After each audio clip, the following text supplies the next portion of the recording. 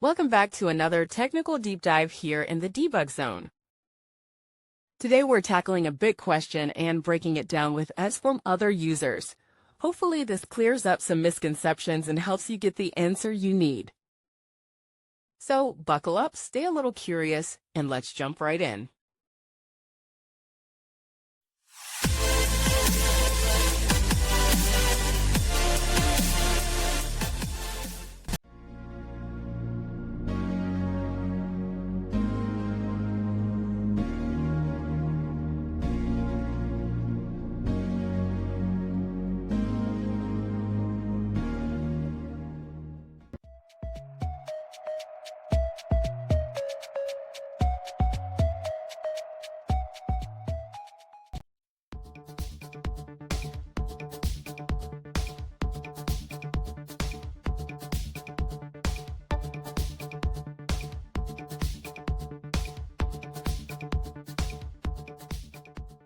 And that's a wrap.